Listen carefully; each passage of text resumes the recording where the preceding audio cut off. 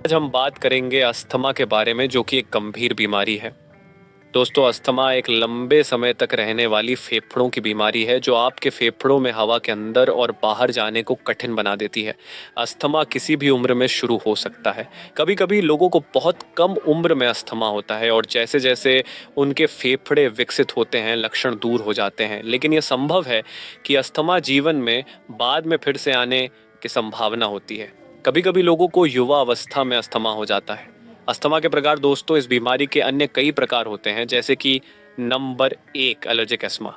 यह तब होता है जब व्यक्ति अधिक धूल वाली जगह के संपर्क में आता है। परागकण, पोलन, जानवरों का आदि से दूषित हवा से लंबे समय तक चलने वाली दवाओं से हो सकता है। Number 2 non allergic asthma, non allergic ESMA. ठंडी हवा, तनाव, धुआं या संक्रमण से होता है। व्यायाम करते समय जल्दी जल्दी सांस लेना। नंबर 3 व्यायाम प्रेरित अस्थमा, एक्सरसाइज इंड्यूस्ड एस्मा। शारीरिक गतिविधियों के दौरान सांस फूलने लगता है। जल्दी चलना, अधिक दौड़ना, भारी काम करते हुए यह हो सकता है। नंबर 4 रात में होने वाला अस्थमा, नॉक्टर्नल एस्मा। रात में सोते समय होने वाले सांस संबंधी परेशानी होती है। Number 5 occupational asthma, occupational ESMA. कार्यस्थल पर धूल, धुआं या रसायनों के संपर्क में आने से होता है।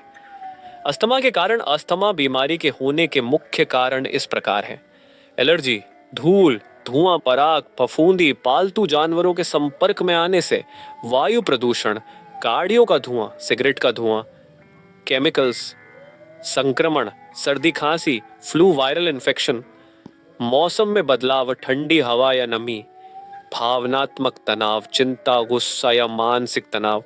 आनुवंशिक कारण, परिवार में अस्थमा का इतिहास होना। अस्थमा के लक्षण, कुछ मरीजों में इसके लक्षण बहुत देर से दिखाई देते हैं या पहचान नहीं पाते, जिसके कारण यह गंभीर बीमारी बन जाती है। दोस्तों, अगर ये लक्षण दिखाई दे तो जल्द ही अपने डॉक्टर को दिखाएं। सांस लेने में कठिनाई, खांसी, खास तौर पर रात में या सुबह, घरघराहट, सीटी जैसी आवाज आना, सीने में जकड़न या दर्द, व्यायाम के दौरान या बाद में सांस फूलना।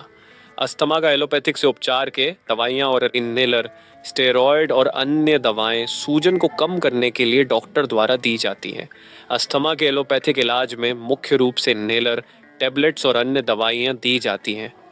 ये दवाएं फेफड़ों की सूजन को कम करने, वायु मार्ग को खोलने और लक्षणों को नियंत्रित करने में मदद करती हैं। इन्हेलर, ये राहत देने वाले इन्हेलर, रिलीवर इन्हेलर्स, तुरंत आराम देने के लिए।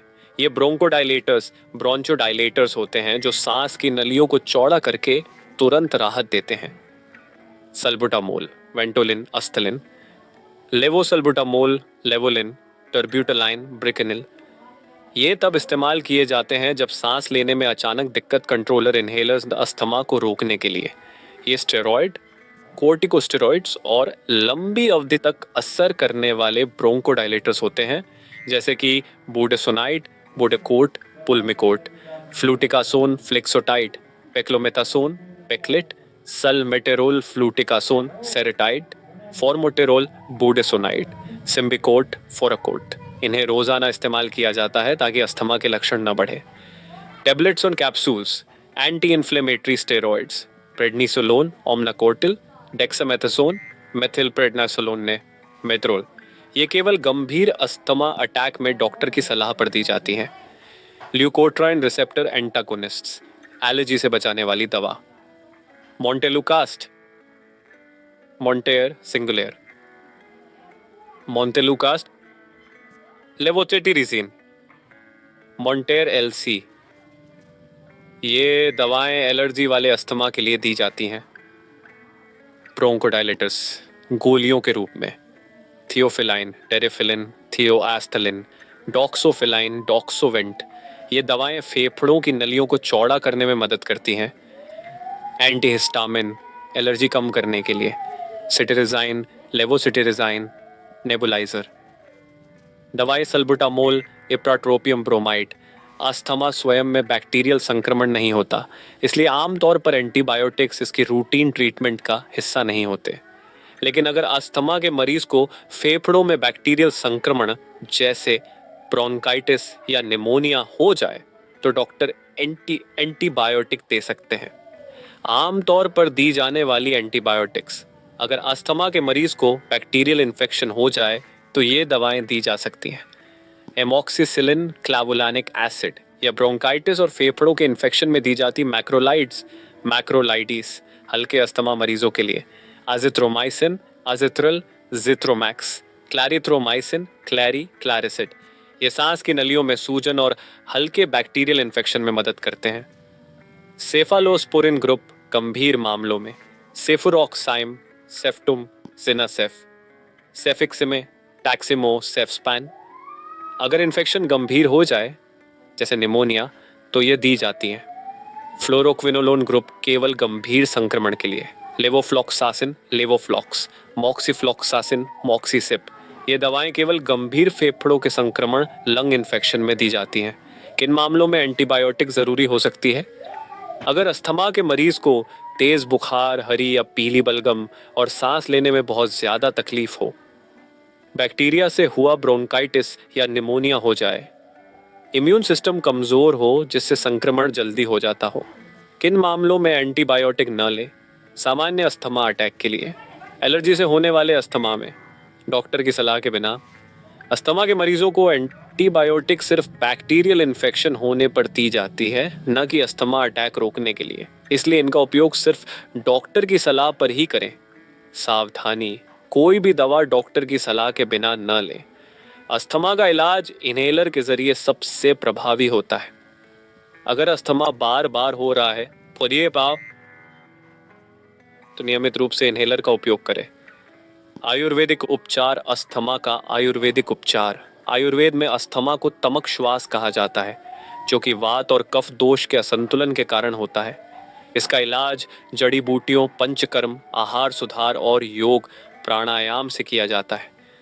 आयुर्वेदिक जड़ी बूटियां एक, कफ को पतला करने और सांस नलियों को साफ करने के लिए वासा आडूसा, फेफड़ों की सफाई करती है और सांस की तकलीफ में आराम देती है।